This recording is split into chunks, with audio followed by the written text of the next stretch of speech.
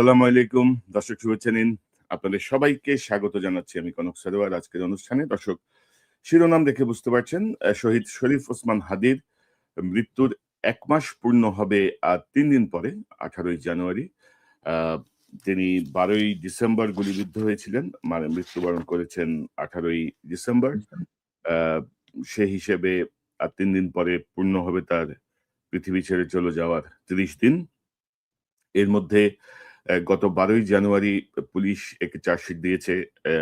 গোয়েন্দা পুলিশ গতকাল তার একটি শুনানিতে এটি প্রত্যাখ্যান করেছেন মামলার বাদী এবং ইনকিলাব মঞ্চের সদস্য সচিব আহ, আহ, জাবের, আব্দুল্লাহ আল জাবের। এই বিষয়টি নিয়ে আমরা কথা বলবো। পাশাপাশি এই শহীদ শরীফ ওসমান হাদির আহ, যেই যেভাবে তদন্ত হচ্ছে বা সামগ্রিক যে পরিস্থিতি, এই বিষয়টি নিয়ে আমরা কথা বলবো। এই বিষয়টি নিয়ে কথা বলতে আমার সঙ্গে যোগ দিচ্ছেন ইনকিলাব মঞ্চের সদস্য সচিব আব্দুল্লাহ আল জাবের। জাবের ভাই, আপনাকে স্বাগত জানাচ্ছি আজকের অনুষ্ঠানে। কনক ভাই, আপনাকে অসংখ্য ধন্যবাদ আমাকে এই অনুষ্ঠানে আপনার বেশ কিছু জোরালো অবস্থান ছিল। আহ, জুলাই বিপ্লবে সরকার ক্ষমতায়, তো সবকিছু মিলিয়ে গত প্রায় 1 মাসের মানে কি হলো, এবং এই যে চার্জশিট আপনারা গতকাল নারাজি দিলেন, প্রত্যাখ্যান করলেন চার্জশিট, কেন করলেন, একটু যদি আপনার কাছ থেকে একটু বিস্তারিত শুনি যাবে। সেটা হচ্ছে গত 1 মাসের আপনি একটা পরিস্থিতি আমার কাছে জানতে চেয়েছেন। আমি একটু পেছন থেকে আসতে চাই, তাহলে আপনার জন্য এবং দর্শক যারা আছেন তাদের জন্য আমাদের যে বর্তমান অবস্থা সেটা একটু বুঝবা সহজ হবে। প্রথমত আপনারা জানেন যে গত 28শে ডিসেম্বর, গত বছরের 24-এর 28শে ডিসেম্বর শহীদ ওসমান হাদি শাহবাগ থানায় একটা জিডি করছিলেন এবং সেইখানে তিনি বলছেন যে আমাকে বিভিন্ন দেশি বিদেশি নাম্বার থেকে হত্যার হুমকি দেওয়া হচ্ছে এবং দেশি বিদেশি নাম্বার থেকে হত্যার হুমকি দেওয়া হচ্ছে। পাশাপাশি আমি আমার জীবনের নিরাপত্তাহীনতায় ভুগছি। তো রাষ্ট্রের কাছে তিনি একটা নিরাপত্তা প্রার্থনা করছিলেন।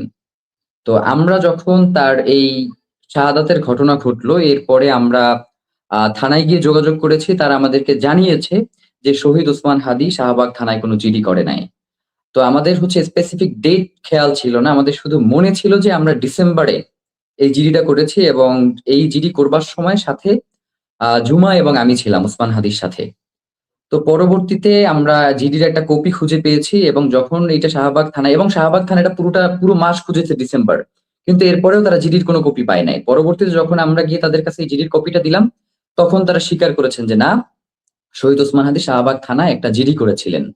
এই যে একটা মানুষকে হত্যা করবার পরেও দায় এড়ানোর যে একটা প্রচেষ্টা, এইটা প্রশাসনের পক্ষ থেকে যে এই গত 1 মাস ধরে চলছে ব্যাপারটা এমন না। এটা শহীদ ওসমান হাদির লড়াইয়ের শুরু থেকেই তারা এইভাবে অসহযোগিতা করছে।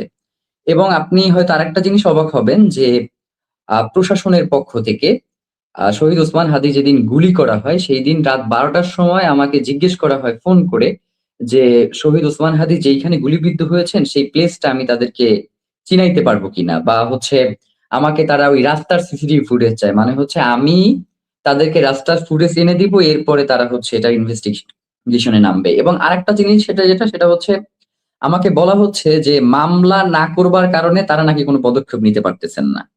তো এইটা হচ্ছে বর্তমান রাষ্ট্রের আইন শৃঙ্খলা পরিস্থিতির অবস্থা। এবং আমি যে মামলাটা দায়ের করেছি, সেই মামলা যিনি আমার কাছ থেকে সিগনেচার নিয়েছেন এবং যারা উপস্থিত ছিলেন তাদের কাছে আমি আমার মামলার একটা কপি চেয়েছিলাম, যে আমি যেহেতু বাদী, আমার কাছে তো এজাহারের একটা কপি থাকবে। এখন পর্যন্ত আমাকে মামলার একটা কপি সরবরাহ করা হয় নাই।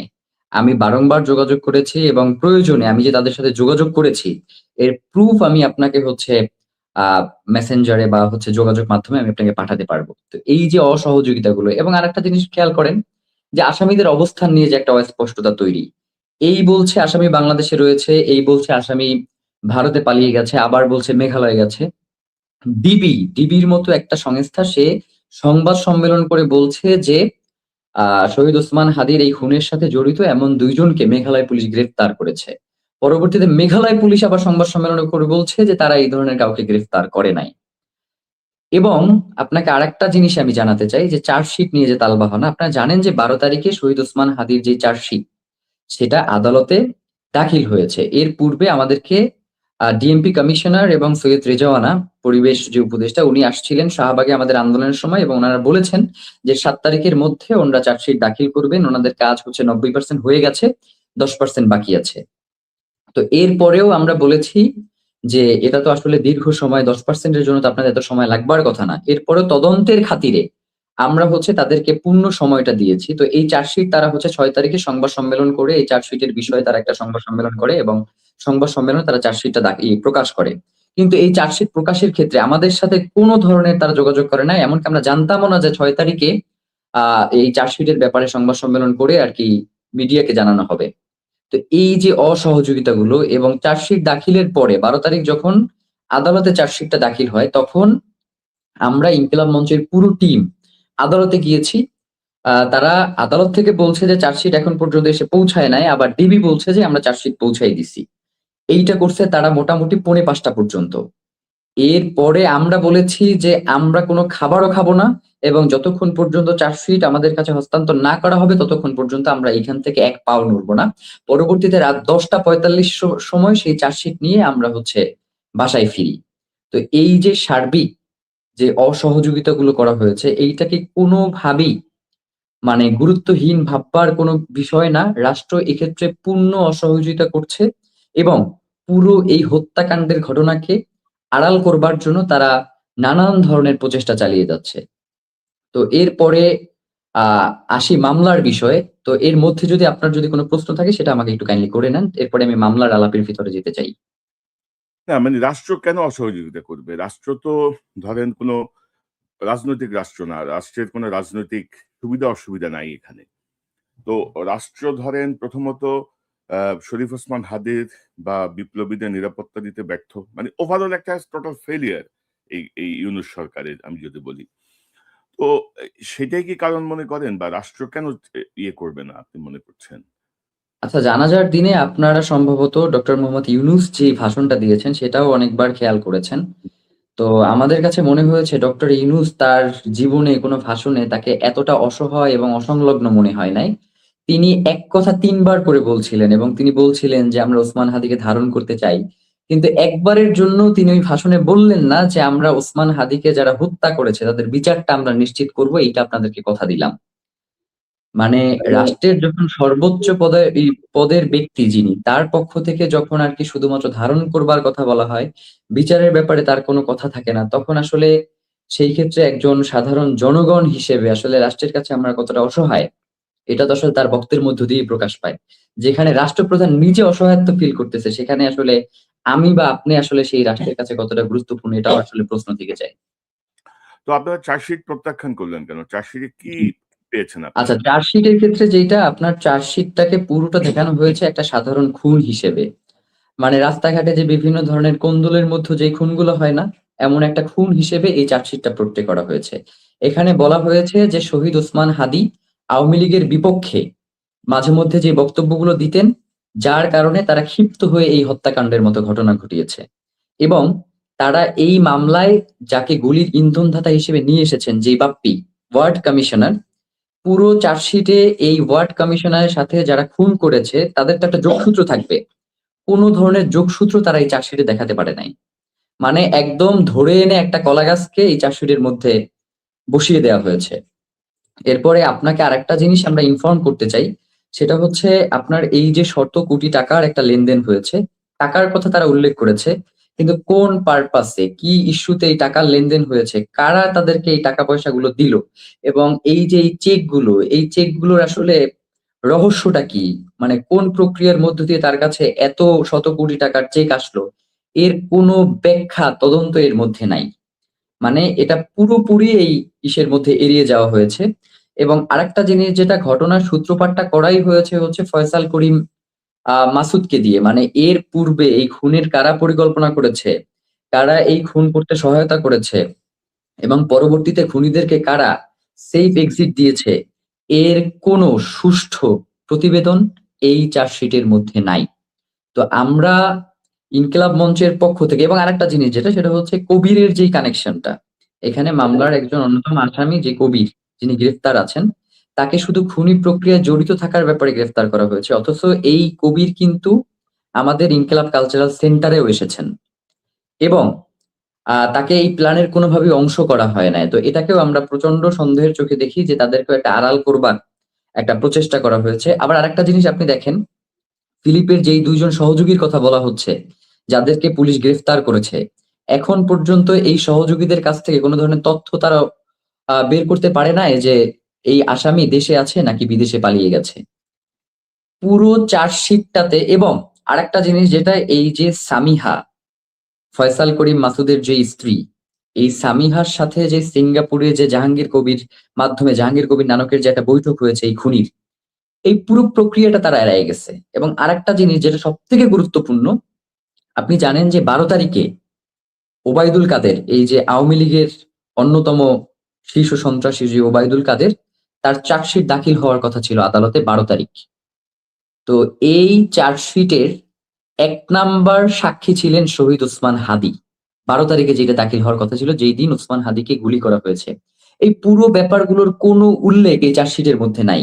মানে চার্জশিটের মধ্যে শুধুমাত্র আপনি আমি যা নিজ চোখে দেখতে পাইছি, এই জিনিসগুলাই দেওয়া হইছে। মানে একটা যে তদন্ত, এই তদন্তের কোনো কাজ এটার ভিতরে হয় না। একই কথা বারংবার ঘুরিয়ে পেঁচিয়ে বলা হয়েছে এবং নতুন কোনো কিছু সংযোজন এখানে করা হয় নাই। মানে পুরো প্রক্রিয়ায় কারা পিছনে রয়েছে, কারা পিছন থেকে ইন্ধন দিচ্ছে, এখন পর্যন্ত কারা এই ঘটনাকে ভিন্ন খাতে প্রবাহিত করার চেষ্টা করছে, তাদের ব্যাপারে কোনো আলাপ এই চার্জশিটের মধ্যে নাই। যার কারণে আমরা মনে করি যে বাংলাদেশে শহীদ ওসমান হাদী শুধুমাত্র একজন ব্যক্তি নন, তিনি একটি প্রতিষ্ঠান। তিনি ইনসাফের লড়াইয়ের, বাংলাদেশের স্বাধীনতা সার্বভৌমত্বের প্রতীক। তার এই হত্যাকাণ্ডের যদি সুনির্দিষ্ট সুষ্ঠু বিচার না হয়, তাহলে বাংলাদেশে আগামীর দিনে কেউ এই ইনসাফের লড়াইয়ের জন্য, স্বাধীনতা সার্বভৌমত্ব রক্ষার জন্য, সীমান্ত সুরক্ষার জন্য আর কেউ এগিয়ে আসবে না।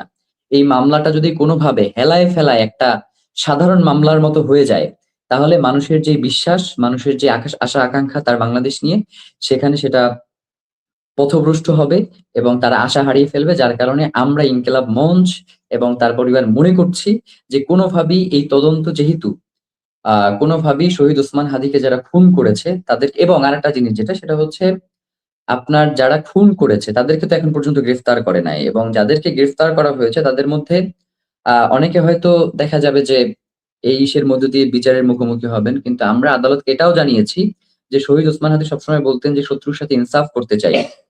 তো যাতে এই পুলিশের মন গড়া যে চার্জশিট, এর মধ্যে যাতে কোনো নিরপরাধ লোক যাতে এর মধ্যে সংযুক্ত না হয়, তাদেরকে যাতে দোষী সাব্যস্ত না করা হয়, আদালতকে এই ব্যাপারেও আমরা আজকে আবেদন জানাই আসছি।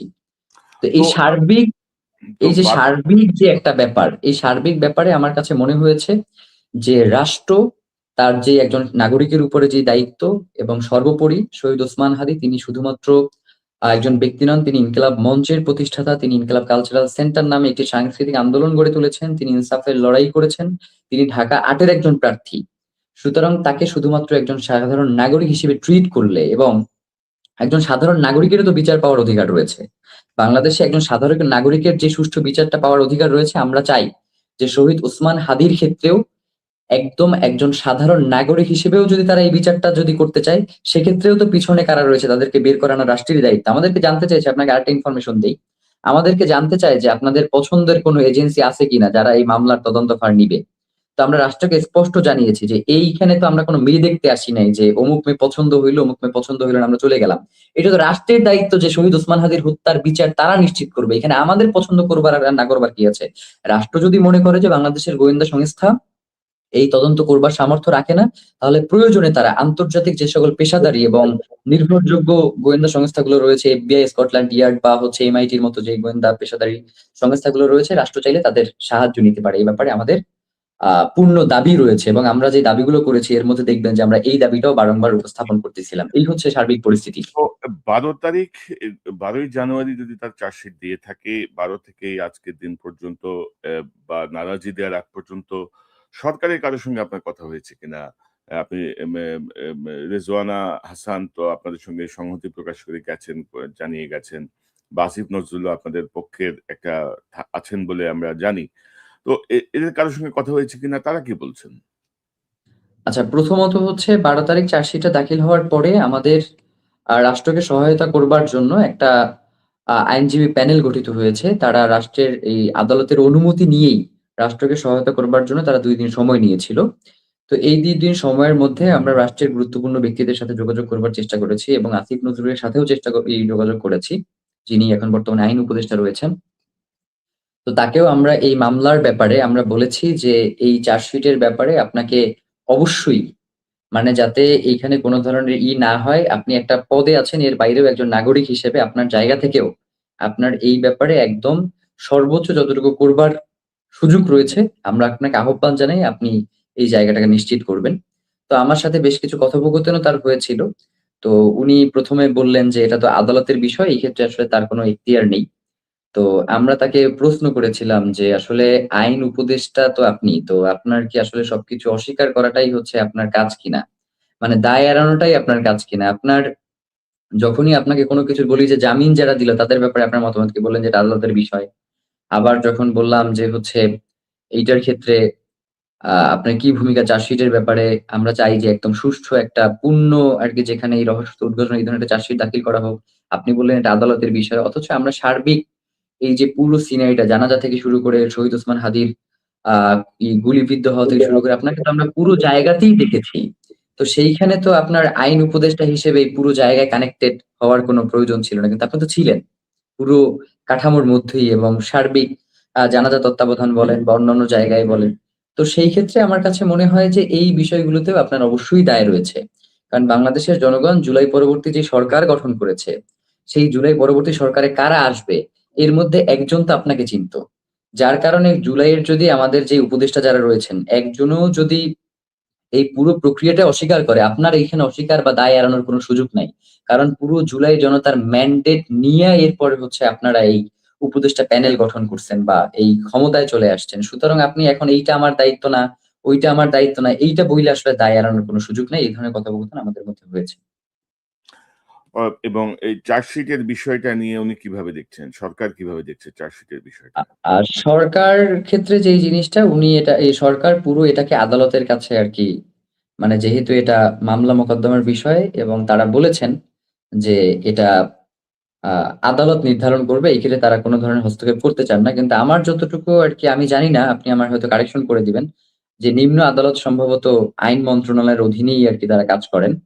তো এই ক্ষেত্রে আসলে তারা এই ব্যাপারটাকে কিভাবে দেখছেন আসলে আমি স্পষ্ট না আরকি। আসলে তাদের তাদের এবং যাদের আমরা যোগাযোগ করলেই কেবলমাত্র তারা আমাদের সাথে যোগাযোগ করেন আরকি। এর বাইরে আরকি আমাদের সাথে যোগাযোগ করে যাতে এই আমাদের হত্যাকাণ্ড। হ্যাঁ, মানে অপদার্থ সরকার যখন দায়িত্বে থাকে তখন এই সমস্যাগুলো হয় আরকি। তখন ধরেন যখন ওই মেহের আফরোজ শাওন অ্যারেস্ট হয়, যখন মুন্নি শাহ অ্যারেস্ট হয়, যখন তাদের তখন ওই তারা বিবৃতি দেয়।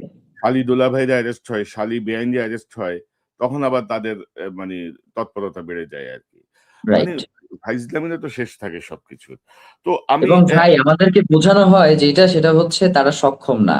হুম, মানে বাংলাদেশের রাজধানীতে একদম প্রকাশ্য দিবালোকে একজন ব্যক্তিকে গুলি করা হয়েছে এবং সেই ব্যাপারে তাকে গ্রেফতার করবার জন্য আমরা তো এতটুকু আরকি বিভিন্ন মাধ্যমে জানি যে বাংলাদেশে গোয়েন্দা সংস্থা এবং প্রশাসন এতটুকু ক্ষমতা রয়েছে, তারা চাইলে ২০ থেকে ৪০ মিনিটের মধ্যে ঢাকার প্রত্যেকটা প্রবেশ মুখ তারা বন্ধ করে দিতে পারে আরকি। তো ভাই এই কোন কাজেই আমরা তাদেরকে আমরা খুঁজে পাই নাই আরকি।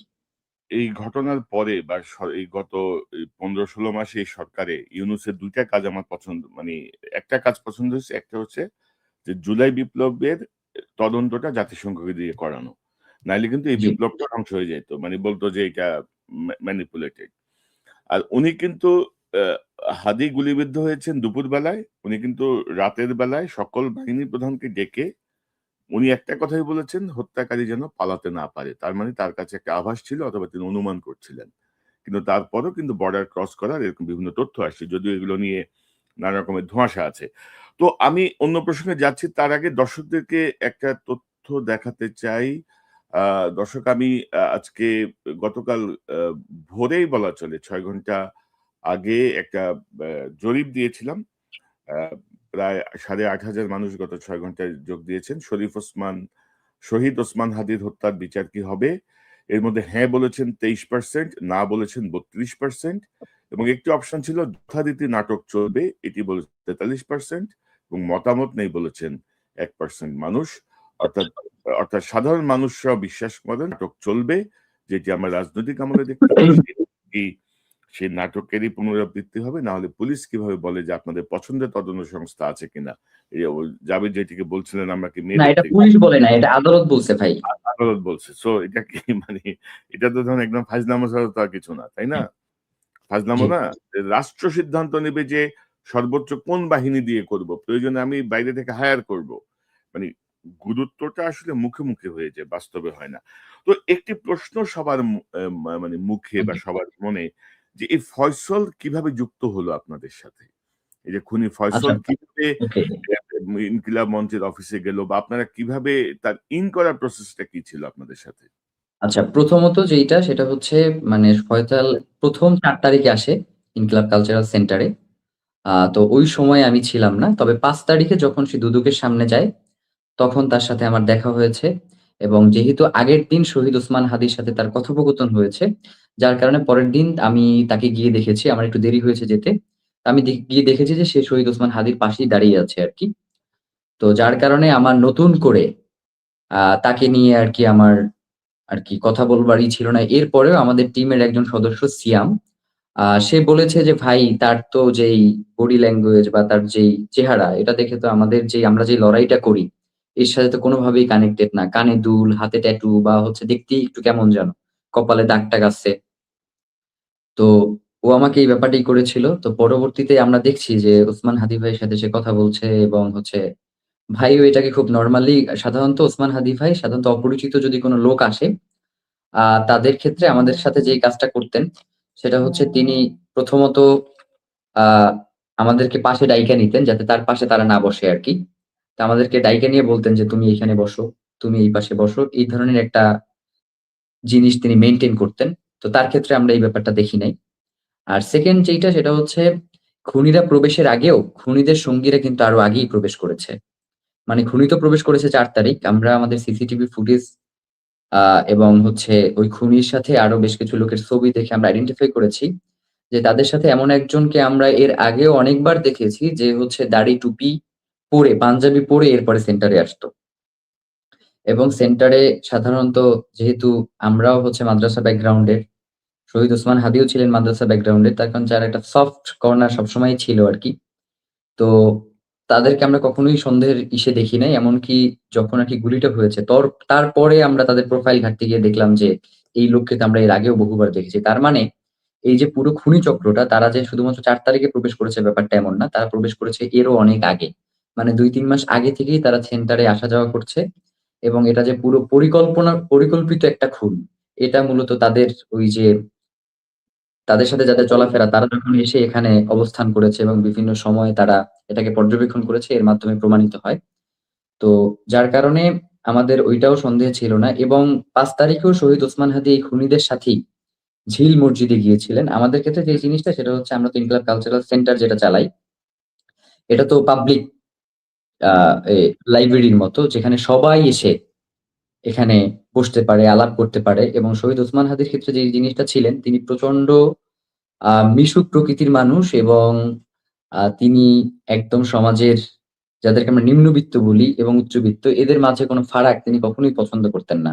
তো যার কারণে যারাই আসতেন তাদেরকেই তিনি বুকে টেনে নিতেন। তো এটা আসলে একই সাথে তার আ প্রচন্ড উদারতা এবং একই সাথে তার এই যে সিকিউরিটি এইটাকেও আসলে ঘাটতিতে নিয়ে যাওয়ার এটাও অন্যতম একটা কারণ। তো ৫ তারিখে এই খুনি তার সাথে গিয়েছে। তো ৫ তারিখে হয়তো শুট করবার চেষ্টা করেছে। আমরা আবার গিয়েছি শহীদ ওসমান হাদি যেটা বলতেন সেটা হচ্ছে, "আমি যেখানেই যাই, সেখানে তো এমনিতেই আমি লোক পেয়ে যাই। তো যার কারণে তোমরা হচ্ছে অন্যান্য মসজিদগুলোতে আরকি চলে যাও। ওখানে গিয়ে আরকি করো।"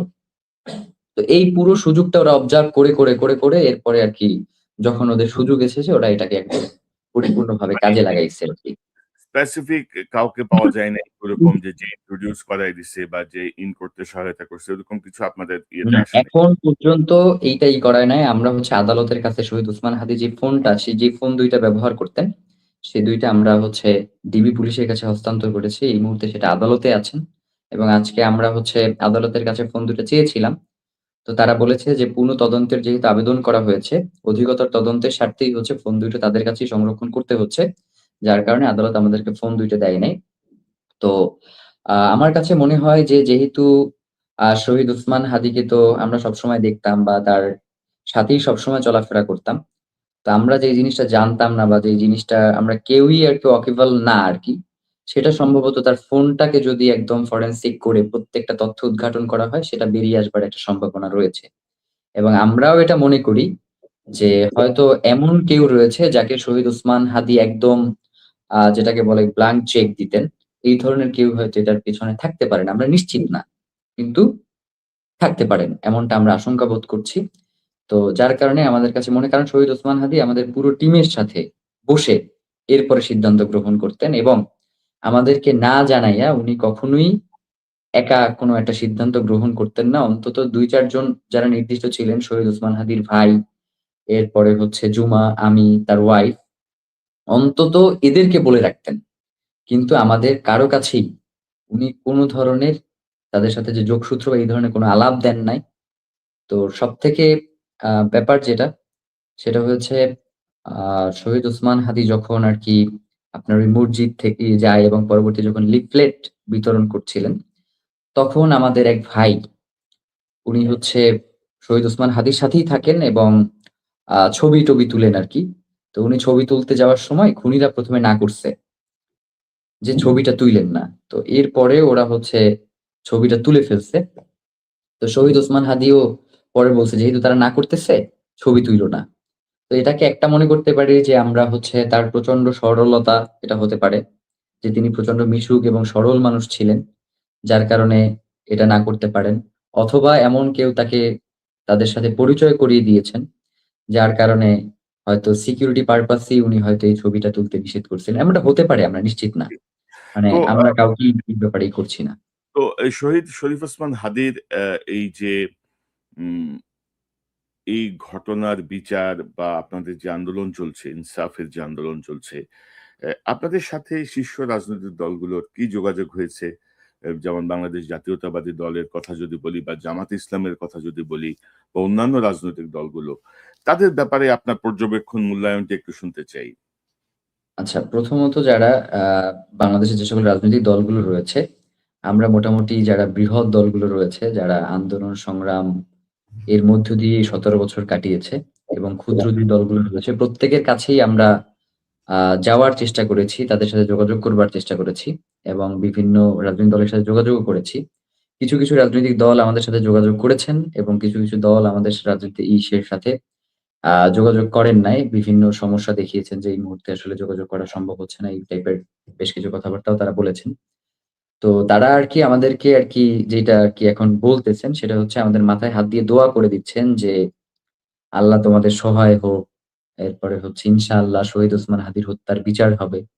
কিন্তু রাজনৈতিক দলগুলোর পক্ষ থেকে যে শহীদ ওসমান হাদীর হত্যার বিচার নিশ্চিত করতে হবে এখন পর্যন্ত কোন রাজনৈতিক দলের কাছ থেকে আমরা আরকি নিজেরা কোন এই ধরনের আশ্বাস পাই নাই আরকি যে তারা আমাদের পাশে এসে দাঁড়াইছেন এবং বলছেন যে, "শহীদ ওসমান হাদীর হত্যার বিচার না হওয়া পর্যন্ত আমরা তোমাদের সাথে রাজপথে আছি, তোমাদের প্রত্যেকটা আন্দোলনে রয়েছি এবং তোমাদের আন্দোলনের বাইরে আমরা নিজেরাও আমাদের প্রত্যেকটা জায়গা থেকে একজন নাগরিকের জায়গা থেকে রাজনৈতিক দল হিসেবে আমরাও শহীদ ওসমান হাদীর হত্যার ব্যাপারে সচেষ্ট থাকবো।" আ এই ধরনের কোন আন্দোলন সংগ্রাম আমার চোখে পড়ে নাই। আমি তো অত্যন্ত ব্যস্ত থাকি জানেন আপনি। তো আপনার চোখে পড়লে আমাকে জানাবেন। মানে আমি এখন পর্যন্ত জানি না। না, এমনিতে ধরেন এই আপনারা কি নিজেরা যোগাযোগ করছিলেন বা তাদের সমর্থন চেয়েছিলেন বা এমন আ কোনো বিএনপির সাথে আমরা যোগাযোগ করেছিলাম কিন্তু বিএনপির আমরা এখন পর্যন্ত সাক্ষাৎ পাইনি। জামাতের সাথে যোগাযোগ করার পরে আমাদের আমিরের সাথে সাক্ষাৎ হয়েছে এবং তিনি আমাদেরকে দোয়া করেছেন। এনসিপির সাথে আমাদের আক্তার ভাইয়ের সাথে কথা হয়েছে। নাহিদ ইসলামকে মেসেজ দিয়েছিলাম বা রেকর্ড দিয়েছিলাম। উনি এখন পর্যন্ত রিপ্লাই দেওয়ার আরকি সময় পান নাই হয়তো। ব্যস্ত মানুষ নির্বাচন নিয়ে ব্যস্ত আছেন। তো আক্তার ভাইয়ের সাথে কথা হয়েছিল ১ম কয়েকদিন। তো এরপরে আরকি তারা ওইভাবে করে আরকি যোগাযোগ করছে না। এর বাইরে তো বাংলাদেশে আর যে দলগুলো রয়েছে তাদের পরিসর তো খুবই ক্ষুদ্র। তো এবং আমরা হচ্ছে মানে সবাই হচ্ছে ওসমান হাদির যে আদর্শ সেটার প্রচার করছেন। কিন্তু কেউই আসলে ওসমান হাদির হত্যার বিচারটা চাচ্ছেন না আরকি। তো আমরা যখন আবার রাজপথে আন্দোলনে যাই তখন অনেকেই আবার আমাদেরকে বিভিন্ন অ্যালিগেশন দিচ্ছেন যে আমরা নির্বাচন বানচাল করবার জন্য আসলে রাস্তায় অবস্থান নিচ্ছি। আবার যখন আমরা রাজপথে না গিয়ে আমরা শান্তিপূর্ণ আন্দোলনের মাধ্যমে ছোট, ছোট কর্মসূচি যাতে জনভোগান্তির তৈরি না হয় সেগুলো রাখছি। তখন আবার তারা আমাদেরকে বলছেন যে আমরা এজেন্সির সাথে আপোস করে আমরা অথবা হচ্ছে যারা খুনি চক্র রয়েছে তাদের সাথে আপোস করে আমরা হচ্ছে এই হত্যার বিচার থেকে সরে গিয়েছি। মানে এই ২ টা কাজই হচ্ছে একই ধরনের মানুষের দ্বারা আরকি সংগঠিত হচ্ছে।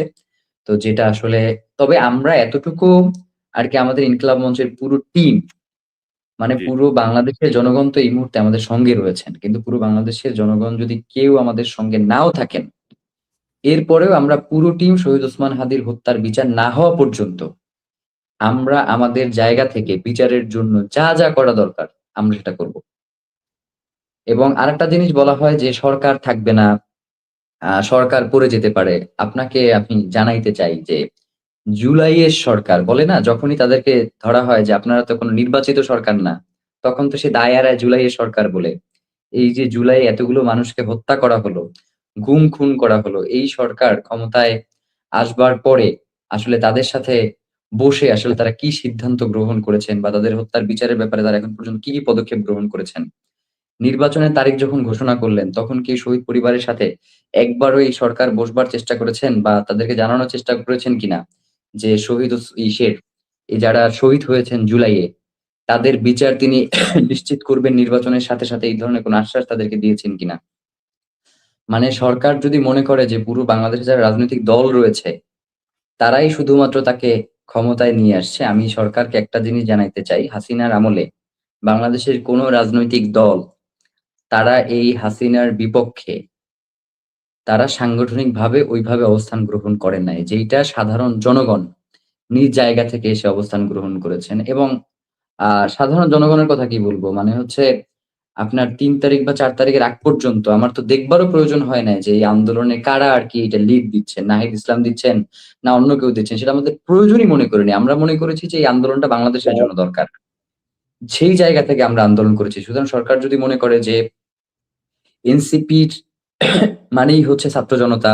আবার যদি মনে করে যে রাজনৈতিক দলগুলোই হচ্ছে রাষ্ট্রের ক্ষমতা, তাহলে আসলে আমার কাছে মনে হয় যে এইখানে তিনি সাধারণ জনগণকে একদম স্পষ্টভাবে তিনি তাদের নাগরিক যে অধিকার সেই জায়গা থেকে তাদেরকে বঞ্চিত করেছেন এবং হ্যাঁ, কিন্তু নাগরিক অধিকার নিশ্চিত করবার ব্যাপারেও তার কোনো উল্লেখযোগ্য কোনো ভূমিকা নাই।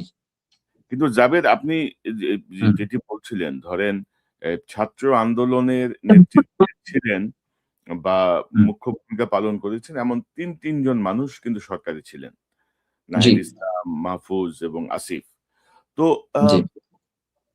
তারা কেন ব্যর্থ হলেন? মানে তারা কেন ধরেন জুলাই বিপ্লবের যারা আন্দোলনকারী তাদের নিরাপত্তা রক্ষা করা বা আহতদের পাশে দাঁড়ানো বা নিহত পরিবারের পাশে দাঁড়ানো আসলে কিছুই হয় নাই। সবই আইওয়াশ হয়েছে। তো ধরেন সহযোদ্ধা যারা সহযোদ্ধাদের রক্তের উপর দিয়ে তারা ক্ষমতায় যেয়ে বসেছেন, মানে যে বয়সে তার টিউশনি করার কথা সেই বয়সে তিনি ৪ টা মন্ত্রণালয় চালাচ্ছেন। চাকরির জন্য দাঁড়ে, দাঁড়ে ঘোরার কথা সেখানে মন্ত্রণালয় চালাচ্ছেন। তারা কি মানে কি বলবো? মানে বানরের গলায় মুক্তার মালা দিলে যা হয় এমন কি হলো? মানে জুলাই বিপ্লবের সুফল তারা কেন জুলাই বিপ্লবীদের জন্য নিশ্চিত করতে পারলেন না? আমরা দেখছি আমি জাস্ট একটা সেকেন্ড বলি যে, ধরেন একজন ক্ষমতা থেকে বের হয়ে এসে বলতেছে লাশ ফেলে দিব। কিছু বললে। তোরে বেটা লাশ ফেলাইতে বলছে কেউ। তুই ক্ষমতায় থেকে কি করছস? একজন আবার বলতেছে আমরা আবার শুরু করব। মানে কি হচ্ছে? মানে কেন পারল না বা আপনার পর্যবেক্ষণটা কি? আচ্ছা আমার পর্যবেক্ষণ আপনার শহীদ ওসমান আমি নিজের কোনো রেফারেন্স দিচ্ছি না। আমি একদম শহীদ ওসমান হাদির কথাগুলোকেই একদম কোট আনকোট বলবার চেষ্টা করি। শহীদ ওসমান হাদি নিজেই বলে গিয়েছেন যে জুলাই পরবর্তী ছাত্র জনতার একটা অংশ তারা জুলাইকে না বাঁচানোর থেকে তারা গিয়ে বিভিন্ন মন্ত্রণালয়ে গিয়ে ধর্ণা দিয়েছে, টেন্ডারবাজি করেছে, চাঁদাবাজি করেছে এবং এইগুলোর পৃষ্ঠপোষকতা আমাদের যারা জুলাই আন্দোলনের নেতৃবৃন্দ তাদের অনেকের মাধ্যমেই হয়েছে।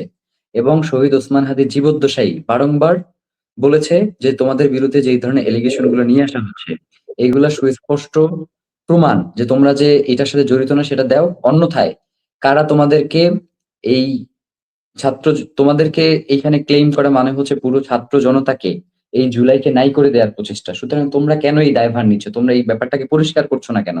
যদি তোমরা পরিষ্কার না করতে পারো ওই জায়গায় অবস্থান করে তাহলে তোমরা পদত্যাগ করো।"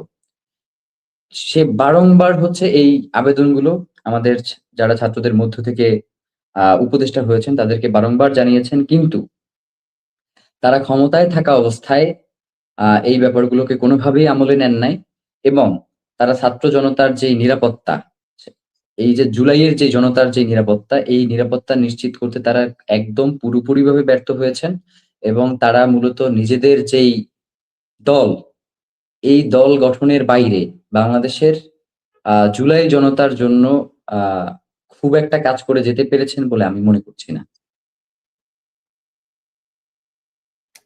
এটা খুবই এবং আমি জানি না যে এটা আসলে চেয়ারের দোষ কিনা। কিন্তু আসলে মানে আমরা যে স্বপ্ন নিয়ে আপনি একটা জিনিস চিন্তা করেন যে মানে ৪ বছরের শিশু ও আসলে জানে না যে আসলে আন্দোলন কি? ওর মস্তিষ্কের এপাশ থেকে ওপাশ গুলি ভেদ করে ওর মস্তিষ্কটা পড়ে যায় আরকি। মানে সেই ক্ষমতার মধ্য দিয়ে তো সেই রক্তের মধ্য দিয়ে সেই রাস্তায় মস্তিষ্ক পড়ে থাকার মধ্য দিয়ে তো তারা আরকি এই ক্ষমতায় গিয়েছে। তো ক্ষমতায় যাওয়ার পরে তারা কিভাবে মানে নিজেরা নিজেদের মধ্যে এই যে নোংরামি, এই যে একজন আরেকজনকে ব্লেম দেওয়া, এর বাইরে তারা বাংলাদেশের জন্য জুলাই জনতার জন্য কি করছে? এইটা আমরা জানতে চাই এখন। মানে এখন যে আইসা বলতেছে আমরা নতুন করে শুরু করব। আরে বেটা তোরে আগে শুরু করতে কে নিষেধ করছিল? আমরা কি কেউ বলছি যে তোরে আমরা আগে শুরু করতে দেব না? তখন তো একদিন আ এই দল নিয়ে নামছো, আরেকদিন ওই দল নিয়ে নামছো। প্রত্যেককে নাই করে দেওয়ার চেষ্টা করছো। আর এখন যখন ক্ষমতা থেকে আইসা সাধারণের জনগণের কাতারে দাঁড়াইছো, তখন আইসা বলতেছো যে আমরা নতুন করে শুরু করবা। তোমরা নতুন করে কি শুরু করবা? এটা বাংলাদেশের জনগণ বুঝে গেছে আরকি। যে তোমরা নতুন করে আসলে কি শুরু করতে পারবা। তা না আমরা ভাই একদম আমাদের না, পজিশন খুব ক্লিয়ার ভাই। আমাদেরকে অনেকেই ইদানিং বলবার চেষ্টা করে যে, "আপনারা গালিগালাজ কইরেন না।" যেমন আমারে ওইখানে বলছে আরকি।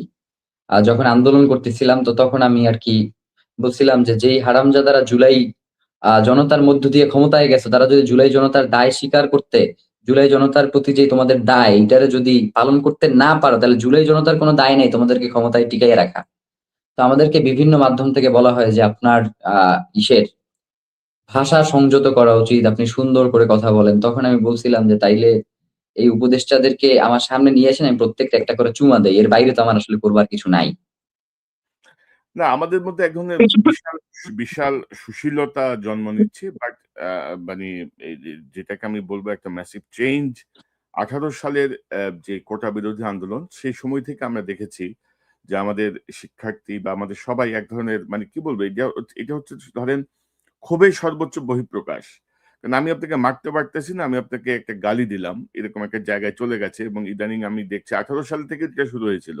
কোটা বিরোধী যে আন্দোলন তখন থেকে। তো যাই হোক, আ ওসমান হাদির যেই স্বতন্ত্র যে নির্বাচনী যে আসন, সেই আসনে এখন দাঁড়াচ্ছে নাসিরউদ্দিন পাটোয়ারি এনসিপির। এটাকে আপনি কিভাবে দেখেন? বা কেন আপনারা কেউ প্রতিনিধিত্ব করলেন না বা হাদির আচ্ছা। পরিবারের কেউ কেন দাঁড়ালো না? এটা একটা গুরুত্বপূর্ণ প্রশ্ন। আচ্ছা ১ম ব্যাপার যেটা আমরা শেষ থেকে শুরু করি আরকি। জি। হাদির পরিবারকে আমরা ইনকিলাব মঞ্চের পক্ষ থেকে জানিয়েছি যে, "আপনারা ভাই অথবা বোন যে কেউ আপনাদের পরিবারের যে কেউ যদি ঢাকা ৮ ইলেকশন করতে চান, আমাদের ইনকিলাব মঞ্চের পক্ষ থেকে আমাদের যতটুকু করবার সামর্থ্য আছে, আমরা সেই অনুযায়ী আপনাদেরকে সহযোগিতা করব।" এটা আমাদের একদম আ মনোনয়ন আ নেয়া পর্যন্ত আরকি, মনোনয়ন দাখিল করা পর্যন্ত আমাদের অবস্থান এমনই ছিল।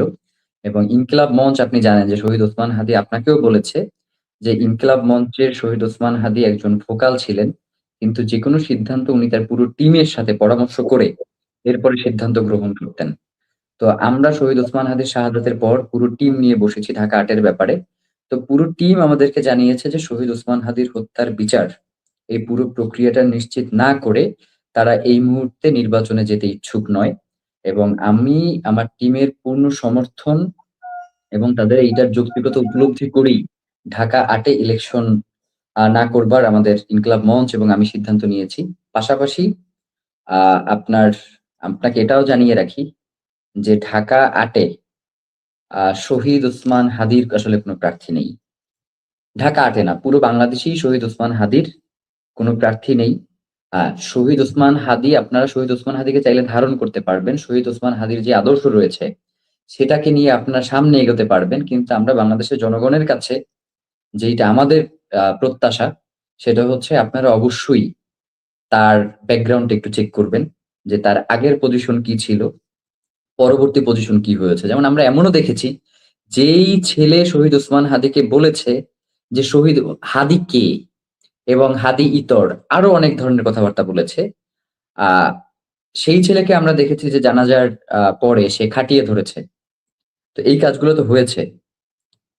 তো যার কারণে আমরা আপনাদেরকে বিনীতভাবে অনুরোধ করি, মানে শহীদ ওসমান হাদির কথা বললেই আপনারা কাউকে গিয়ে নাইমা ভোট দিতে যাইয়েন না। ভোট দেওয়ার ক্ষেত্রে অবশ্যই কে যোগ্য, কতটুকু সৎ, তিনি কতটুকু বাংলাদেশ স্বাধীনতা সার্বভৌমত্বের ব্যাপারে তার অবস্থান কি এবং তিনি কতটুকু আধিপত্যবাদ বিরোধী, এই পুরো বিষয়টা নিশ্চিত হয়ে এরপরে তাদেরকে আপনারা ভোট দিবেন। এর বাইরে মানে হাদিকে তো এখন প্রত্যেকেই চায় বিক্রি করবার জন্য। মানে হাদিকে বেচতে পারলে, কারণ বাংলাদেশের পুরো 18 কোটি জনগণ একটা মানুষে শেষ সময়ে আসা পর্যন্ত বিশ্বাস করছে, সেটা হচ্ছে শহীদ ওসমান হাদি। সুতরাং তারে যদি বিভিন্নভাবে পোট্রে করে কিছু ভোট নেয়া যায় তাহলে তো খুব একটা সমস্যা না। তো যার কারণে আমরা যদি একমাত্র ধরেন জুলাই বিপ্লবীদের মধ্যে হাদিরই স্লোগান ছিল যে জান দেব জুলাই দেব না, আর সবাই এক্সাক্টলি, মোটামুটি জুলাই এবং তিনি দিকে। সেটা প্রমাণ করে দিয়ে গেছেন যে তিনি জান দিছেন কিন্তু জুলাই দেন নাই। তো সুতরাং এবং যাদের নামে বিভিন্ন সময় এলিগেশন আসছে তারা হঠাৎ করে যদি হাদি প্রেমে হয়ে যায় তাদেরকে আপনারা সন্দেহের চোখে দেখেন না, এবং এবং ধরেন তাদেরকে অবজার্ভ করেন। এবং ধরেন যে এনসিপিতে চাইলে হাদি যোগ দিতে পারতেন, হাদি চাইলে আরো ভালো কিছু বাগায় নিতে পারতেন। না, আনফরচুনেটলি ধরেন এনসিপি কি হাদির আসনে কি এক রিক্সাওয়ালাকে নমিনেশন দেয় নাই? সেই রিক্সাওয়ালাকে দিয়ে কি আবার বেগম খালেদা জিয়া সম্পর্কে বাজে মন্তব্য করায় নাই? তো এইগুলাকে হাদি এই ভাই হাদি ভাই তার জীবদ্দশায় তিনি যে কথাটা বলে গেছেন যে বাংলাদেশের একজন নাগরিক হিসেবে যে কেউ ইলেকশন করতে পারে এবং আমার জন্য এটা অত্যন্ত আনন্দের যে ঢাকা ৮ এ আমার সাথে একজন রিক্সা চালকও সে কম্পিটিশন করছে আরকি, কম্পিটিটর। তো এই যে ব্যাপারটা, তার নেয়ার যেই ব্যাপারটা, অনেকের তো অনেক ধরনের উদ্দেশ্য থাকে, সেটা আপনিও জানেন বা আমরা জানি, বাংলাদেশের জনগণ জানে। জাবেদ ভাই, আপনি জানেন হ্যাঁ, যে হাদি ভাইয়ের সঙ্গে আমার খুব ভালো যোগাযোগ ছিল। তিনি আমার চ্যানেলে এক্সাক্টলি। অনেকবার এসছেন। আমরা অনেকবার বলা বলা এবং চলে যে সর্বপ্রথম টক শো, সম্ভবত সর্বপ্রথম যে শো হাদি ভাইয়ের জীবনে আরকি, সেটা সম্ভবত আপনার জি, চ্যানেলে জি, এসেই তিনি করেছেন। আমার চ্যানেল থেকেই শুরু। তো সেই জায়গাটায় ধরেন এগুলা ধরেন একটা টার্ম যে যেকোনো নাগরিক অংশ নিতে পারে বা সবকিছু। কিন্তু মানে আমার ইনটেনশনটা কি? আমি জানি যে এখানে জুলাই বিপ্লবের একজন অন্যতম আন্দোলনের সঙ্গে যুক্ত ব্যক্তি এই আসন থেকে স্বতন্ত্র নির্বাচন করার প্রস্তুতি নিচ্ছেন বা ঘোষণা দিয়েছেন। সেখানে আমি এনসিপির পক্ষ থেকে একজন রিক্সা চালককে দাঁড় করায় দিব সেই আসনটায়, এবং তাকে দিয়ে আমি, তো যাই হোক, এগুলো ধরেন বোঝা যায়, মিন মাইন্ডেড অবস্থাগুলো বোঝা যায়। এগুলো এক ধরনের ছোটলোকি মানসিকতা, এবং ওসমান হাদির জায়গায় যিনি এনসিপি থেকে দাঁড়িয়েছেন, আমি মনে করি না যে তিনি ওসমান হাদির সেই জায়গাটায় রিপ্রেজেন্ট করতে পারেন বা পারবেন। বাট আপনাদের আপনাদের আসলে তবে সিদ্ধান্ত। ভাই আপনাকে আমাদের পক্ষ থেকে একটা হ্যাঁ, আপনি প্রশ্নটা করেন, এরপরে আমি ওটার আমি সদুত্তর দিব। আপনাদের এই সিদ্ধান্তের সঙ্গে একমত না যে আপনারা আ ইনকিলাব মঞ্চ সিদ্ধান্ত নিয়েছেন যে নির্বাচন করবেন না বা তার পরিবার করবে না। অর্থাৎ হাদির, আপনি বুঝতেই তো পারছেন না যে হাদির এই হত্যা নিয়ে নাটক চলবে, নানা রকমের কাহিনী চলবে, দেশি বিদেশি নানা রকমের বিষয় চলবে। তো সেই জায়গাটায় আপনাদের প্রতিনিধিত্ব যদি সংসদে থাকতো, তাহলে ধরেন এটি আরো বেগবান হতো। জি, আপনি যেটি বলতে চাচ্ছিলেন। তবে এইখানে একটা ব্যাপার যেটা, সেটা হচ্ছে হাদি ভাই সবসময় যে জিনিসটা বলতেন যে আমাদেরকে যে জায়গায় আমরা যাই, ওই যোগ্যতাটুকু অর্জন করে আমাদের যাইতে হবে আরকি। এটা আমরা যেখানে যাই এবং আমাদের যারা এই পুরো টিমে কাজ করে, হাদি ভাই প্রত্যেককে তার নিজ, নিজ জায়গায়, যেমন হচ্ছে আমাদের টিমের অসংখ্য মেম্বার ইনকিলাব কালচারাল সেন্টারের ফান্ডের মাধ্যমে তারা ফটোগ্রাফি কোর্স শিখছে, কেউ ভিডিওগ্রাফি শিখছে, কেউ এআই কিভাবে এআই দিয়ে বিভিন্ন কাজ করতে হয় সেটা শিখছে। মানে হাদি ভাই প্রত্যেকে তার নিজের, নিজের জায়গায়, আমরা আমাদের এখানে প্রতিপক্ষ কে? সেটাকে আমরা কোনোভাবেই বিবেচনায় আনি নাই। আমরা শুধু একটা জিনিসই মনে করেছি যে শহীদ ওসমান হাদি যেইটুকু সততা, যেইটুকু ইনসাফ এবং যেইটুকু যোগ্যতা নিয়ে ঢাকা ৮ এ দাঁড়াইছিলেন, আমরা সেইটুকু যোগ্য কিনা? ওইটাই শুধু আমরা প্রশ্ন করেছি এবং সেই প্রশ্নের আলোকেই আমরা আমাদের সিদ্ধান্ত নিয়েছি। এখন আপনি হয়তো আপনার জায়গা থেকে বলেছেন, তো আমরা যদি ইলেকশনে এই মুহূর্তে দাঁড়াইতামও তখন আমাদেরকে এই প্রশ্নটাও হয়তো অবশ্যই করা হইতো যে শহীদ ওসমান হাদিকে বিক্রি করবার জন্য বা হচ্ছে তার বিচার না চেয়ে তারা হচ্ছে প্রচারণায় নেমে পড়েছে। এগুলা কোনো আলাপের বিষয় না। এগুলা কোনো আলাপ না। এটা আমি জানি। আমি এই জায়গাটায় দ্বিমত পোষণ করি। কারণ ধরেন এগুলো হচ্ছে পাছে লোকে কিছু বলে, এই জাতীয় বিষয় আমরা তো অনেক আগে থেকে স্কুলেই পড়ে এক্সাক্টলি। আসছি। তার একটা প্রভাব আমি বলব, আপনাদের বোল্ড ডিসিশন নেওয়া দরকার ছিল। অন্তত হাদির হত্যার বিচারের জন্য আপনাদের সরকারের সাথে যুক্ত থাকা দরকার ছিল, সংসদে থাকা দরকার ছিল। হ্যাঁ, এইটার ক্ষেত্রেই আমি একটু বলতে চাই, সেটা হচ্ছে আমরা এই ইলেকশনের জন্য আমাদের ইনকিলাব মঞ্চের পক্ষ থেকে আমরা বেশ কিছু সিদ্ধান্ত গ্রহণ করেছি। আমরা বাংলাদেশের ৩০০ আসনে শহীদ ওসমান হাদির পক্ষ থেকে আমাদের প্রতিনিধি দল পাঠানোর চেষ্টা করতেছি। তারা প্রত্যেকে এই আসনগুলোতে যাবে এবং সেখানে গিয়ে শহীদ ওসমান হাদির যে লিফলেট, আমরা সেখানে ঢাকা ৮ এর পরিবর্তে আমরা সেখানে একটা জিনিস মেনশন করতেছি যে আপনারা ইনসাফের পক্ষে ভোট দিবেন। এবং আমরা আরেকটা জিনিস এবং সেইটা হচ্ছে সেটা বিএনপির পক্ষে যেতে পারে ওই আসনে, সেটা জামাতের পক্ষে যেতে পারে, সেটা এনসিপির পক্ষে যেতে পারে, সেটা যে কারো পক্ষে যেতে পারে। সেটা নিয়ে আমাদের কোনো কনসার্ন নাই। আমাদের কনসার্ন যেটা শহীদ ওসমান হাদি বলেছিলেন যে রাজনীতিবিদদের জন্য আমি রাজনীতি কঠিন করে দিব এবং রাজনীতিবিদদেরকে জনতার হয়েই রাজনীতি করতে হবে। শহীদ ওসমান হাদি তো ঢাকা ৮ এ ইলেকশন করতে চেয়েছেন। কিন্তু সে বলেছেন যে ঢাকা ৮ এ ইলেকশন করা এই না যে ২৯৯ জন যে বাকি তাদেরকে আমি শান্তিতে থাকতে দেব। প্রত্যেকে কোথায় কে কি কাজ করতেছে আমরা সেইটাও প্রকাশ করে দিব। তা আমরা ইনকিলাবের মঞ্চের পক্ষ থেকে পুরো ৩০০ আসনে পুরো ৩০০ আসনে আমাদের নির্বাচন কেন্দ্রিক ক্যাম্পেইন হবে এবং সেই ক্ষেত্রে যারা যোগ্য তাদেরকে আমরা আমাদের জায়গা থেকে জনগণকে আহ্বান জানাবো যাতে তারা তাদেরকে নির্বাচিত করে নিয়ে আসে। কারণ যোগ্য লোক যখন সংসদে চলে আসবে তখনই একটা আমরা যে নতুন বাংলাদেশের স্বপ্ন দেখছি সেই স্বপ্ন আমাদের পূরণ হবে। তো আমরা ৩০০ আসনেই না, এটা ৩০০ আসনে গিয়েই আমাদের অবস্থান ব্যক্ত করব। এটা একটা ভালো উদ্যোগ, অবশ্যই ভালো উদ্যোগ। কারণ আমরা ইনসাফের এ এ যদি দেশ চাই, আমরা যদি প্রচলিত ধারার মানে সংস্কার তো গেছে আরকি। সব ইউনূসে শরবত গুলে খেয়ে ফেলছে। ইউনূস গং। মানে তার সাথে যে মুরব্বি বাহিনী আছে সব মিলিয়ে সংস্কার শেষ। কোন কিছুই হয়নি। এখন ধরেন যদি মানে পারফেক্ট মানুষকে যদি আমরা সংসদে আনতে পারি আগামী নির্বাচনে, যদি ইনসাফ যারা কায়েম করবেন, কোন চোর বাটপার না, গুন্ডা বদমাশ না, রাইট। তাহলে ধরেন আমরা হয়তো স্বপ্ন দেখতে পারি সামনের জন্য। তো একটি বিষয় দিয়ে আমরা শেষ করতে চাই। আপনি আপনার বক্তব্য যেটি আমি ১ম এ দেখেছিলাম, আপনি বলেছিলেন যে সিভিল মিলিটারি এম এ বুড়ো এ এ এই জায়গাগুলোয় আওয়ামী লীগের যেসব দোসররা ঘাপটি মেরে বসে আছে, তাদের ব্যাপারে পদক্ষেপ নিতে হবে। সেই জাতীয় কোনো পদক্ষেপ হয় নাই। খোদা বক্স নিজে থেকে পদত্যাগ করেছেন। অ্যা যে জেনারেল জাহাঙ্গীর এখনো বসে আছেন তার চেয়ারে। এর বাইরে কোনো গোয়েন্দা সংস্থা বা কোনো জায়গা থেকে আপনার উপর কোনো চাপ আছে কিনা? আপনাদের উপরে কোনো চাপ আছে কিনা? জেনারেল জাহাঙ্গীর এ পর্যন্ত আপনাদের সঙ্গে কথা বলেছেন কিনা? বা কি বিষয়টা একটু সংক্ষেপে বলেন, আমরা অনুষ্ঠান শেষ করব। আচ্ছা, ১ম পর্যায়ে সেটা হচ্ছে শহীদ ওসমান হাদির হত্যাকাণ্ডের ব্যাপারে আমরা আবেদন করেছিলাম যে আ যিনি স্বরাষ্ট্র উপদেষ্টা আছেন তিনি এসে আমাদেরকে জানাবেন যে এই ব্যাপারে সে কি পদক্ষেপ নিয়েছেন। তিনি একজন অতিরিক্ত আইজিপিকে পাঠিয়ে দিলেন এই বক্তব্য উপস্থাপনের জন্য। তার মানে হচ্ছে তিনি এই ঘটনাকে পুরো একটা ছোট এবং লঘু করবার চেষ্টা করেছেন। নাম্বার ২, আ এই যে আপনি বললেন যে গোয়েন্দা সংস্থাগুলোর কথা, যেমন ধরেন আপনি এই যে ৫ তারিখের পরে যারা হচ্ছে ক্যান্টনমেন্ট গুলোতে গিয়ে আশ্রয় নিয়েছিল, জি। তাদেরকে তো আপনি বিদেশ থেকে বের করেন নাই। আর আমি গিয়ে তাদেরকে ক্যান্টনমেন্ট থেকে ভারতে পালাইতে সাহায্য করি নাই। হুম, এইটা তো হচ্ছে মিলিটারি ইন্টেলিজেন্স এর মধ্যে যারা আছে তারাই তো তাদেরকে এই সেফ এক্সিট টা দিয়েছে। সুতরাং সেইখানে তো এখন পর্যন্ত আওয়ামী লীগের এই লোকগুলা বহাল আছে। তাদেরকে তো আমরা এখন পর্যন্ত দেখি নাই। আমরা জানি না তারা কারা। কিন্তু আমরা তো এইটুকু বুঝতেছি যে যারা আরকি পার করে দিছে তাদেরকে তো এই পদ থেকে পদচ্যুত করা হয় না। সুতরাং তারা এখন পর্যন্ত বহাল তবিয়তেই আছে এবং তারা আগামী দিনে যদি আওয়ামী লীগকে বাংলাদেশে নিয়েও আসতে হয় সেই ক্ষেত্রেও তারা সর্বোচ্চ ভূমিকা পালন করবে, এটাও আমরা মনে করি।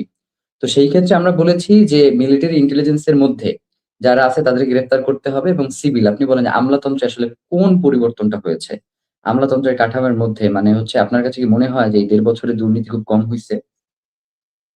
জি। তো এই যে জায়গাগুলো এবং প্রশাসনের ক্ষেত্রে আসলে কি রদবদল হয়েছে? আ আ আমরা জানতাম যে ৫০,০০০ পুলিশ যারা হচ্ছে ৫ই আগস্টের পরে নিখোঁজ ছিল আরকি। যারা পরবর্তীতে চাকরিতে ফেরে নাই। এখন নিখোঁজের সংখ্যা হচ্ছে ২০,০০০। তার মানে এই ৩০,০০০ তো ফিরছে যারা এই হত্যাকাণ্ডের সাথে জড়িত ছিল। তো এই পুরো ব্যাপারটাতে মানে এবং আপনি আরেকটা জিনিস দেখেন যে আমরা যখন এই দাবিটা করছিলাম, তো সংবাদ সম্মেলনে এসে তারা নিজেদের কথা বললেও সিভিল মিলিটারি ইন্টেলিজেন্স এর ব্যাপারে তারা একটা শব্দও উচ্চারণ করে নাই। তো এই পুরো যে জায়গাটা এটাতে আমাদের কাছে মনে হয়েছে তবে যে শুধু এইটা কোনভাবেই কারো ব্যক্তি হতে পারে না। এটা পুরো একটা খুনি চক্রের ঘটনা। যারা বাংলাদেশ স্বাধীনতা সার্বভৌমত্ব চায় না, যারা সীমান্ত সুরক্ষিত হোক যেটা চায় না, তারা ইনসাফের লড়াই হোক সেটা চায় না এবং নতুন বাংলাদেশ গঠিত হোক সেটাও তারা চায় না। না, এবং শুধু তো ধরেন ওই বিষয়টা না, ধরেন খোদ একজন army serving officer major Sadek, সে জি, ১৯৫ দিন কর্মস্থলে অনুপস্থিত থেকে সে মানে গেরিলা ট্রেনিং দিয়েছে। ট্রেনিং দিচ্ছে। তো এই ঘটনাও তো ধরেন আমাদের এই অপদার্থ ইউনূস সরকারের মানে কিছুই করতে পারে নাই। তো আমি অনুষ্ঠান শেষ করব। তার আগে জাবেদ, আমি জি, একটু শহীদ শরীফ ওসমান হাদির স্ত্রীর একটা স্ট্যাটাস দিয়েছেন বা আ দিয়েছেন। তিনি লিখছেন আ যে রাবেয়া ইসলাম শম্পা তিনি লিখছেন যে, "ওসমান হাদির হত্যার বিচার কি আদৌ হবে? ইনকিলাব মঞ্চ কেন প্রোগ্রামের ডাক দিচ্ছে না?" প্রথমত বিচার হবে না এই শব্দটাকেই মাথায় আনা যাবে না। বিচার হতেই হবে এবং সেটা যেকোনো মূল্যে। বিচার আদায় না হলে ওসমান হাদিরা, বিপ্লবী বীরেরা এদেশে আর জন্মাবে না। তবে এত দেরি বা সময় কেন লাগছে? ওসমান হাদি একটা অনুষ্ঠানে তার বক্তব্যে রবীন্দ্রনাথের দুটো লাইন বলেছিলেন, "সহজ করে বলতে আমায় কহ যে, সহজ কথা যায় না বলা সহজে।" তাই যুক্তিতর্ক ব্যাখ্যা কিছুই টানছি না। শুধু এতটুকুই বলা, আপনি বা আপনারাও জানেন কেন সব সহজে হচ্ছে না। জাস্ট মনে রাখবেন ওসমান হাদি বলে গিয়েছেন, "আমাদের লড়াই অনেক দীর্ঘ। মুমিনের জীবন মানেই লড়াই সংগ্রাম। তাই সংগ্রাম চালিয়ে যেতেই হবে।" এবং তিনি শেষ করেছেন আরেকটু বড় স্ট্যাটাস, আমি পুরোটা পড়লাম না, দর্শক আপনারা দেখে নেবেন। এবং দাসত্বই যে জমিনের নিশ্চল নিয়তি, লড়াই সেখানে সর্বোত্তম ইবাদত। শহীদ শরীফ ওসমান হাদির একটি বক্তব্য থেকে তিনি কোট করে এই বক্তব্য শেষ করেছেন। তো আ আমরা যেটা দেখছি যে একটু মানসিকভাবে একটু বিপর্যস্ত যে যা হচ্ছে আরকি সবকিছু মিলিয়ে, এবং পাশাপাশি উম আমি আপনাকে অনুরোধ করব বা এটা একটা উদ্যোগ নেওয়ার জন্য অনুরোধ করব। এখানে কোনো ইমোশন বা এখানে কোনো অন্য রাইট। সব বাদ দিয়ে শরীফ ওসমান হাদির যে সন্তান বা তার পরিবার যেন অ্যা কোন ধরনের আর্থিক সংকটের মধ্যে যেন না পড়েন, সেটি রাষ্ট্রের কাছ থেকে আপনারা আদায় করে নেবেন। এই মেয়াদের মধ্যেই আপনারা আদায় করে নেবেন। যেন আ আমরা আমাদের জায়গা থেকে হাদির সর্বোচ্চ সন্তান চেষ্টা যেন করছি। কখনো মনে না করে যে আমার বাবা বেঁচে থাকলে তো আমার এই কষ্টটা হতো না। আমার বাবা বেঁচে থাকলে আমি এই করতে পারতাম। সেই জায়গাটা নিয়ে হাদির আ স্ত্রীর এই আপনাকে ভাই একটু এনশিওর করি সেটা হচ্ছে রাষ্ট্রের সাথে আমরা যোগাযোগ করছি। যাতে তার এই যে স্ত্রী এবং সন্তানের ব্যাপারে রাষ্ট্র থেকে সর্বোচ্চ সহযোগিতা করা হয়। যদিও তার স্ত্রী অত্যন্ত আ আ ভদ্র মানুষ এবং হচ্ছে তিনি তার যে স্বামীর যে আদর্শ সেটাকেই ধারণ করেন। যার কারণে তিনি আমাদেরকে বলেছেন যে তিনি প্রয়োজনে ১ রুমের বাসা নিয়ে থাকবেন। কিন্তু এরপরেও কারো দয়া, কারো অনুদান সেটা নিয়ে তাকে বাঁচতে হবে সেটা তিনি কখনোই প্রশ্রয় দিবেন না। তো আমরা তাকে বলেছি যে শহীদ ওসমান হাদিকে রাষ্ট্র রক্ষা করতে সক্ষম হয় নাই। রাষ্ট্রের অবহেলার কারণে শহীদ ওসমান হাদির মতো ব্যক্তির খুনের ঘটনা ঘটেছে। সুতরাং সেই রাষ্ট্রের অবশ্যই দায় আছে শহীদ ওসমান হাদির পরিবারকে যাবতীয় জায়গা থেকে রক্ষা করবার। তাকে আর্থিকভাবে, তাকে মানসিকভাবে এবং যেকোনো সাপোর্ট দিয়ে তার পাশে রাষ্ট্রকে অবশ্যই থাকতে হবে।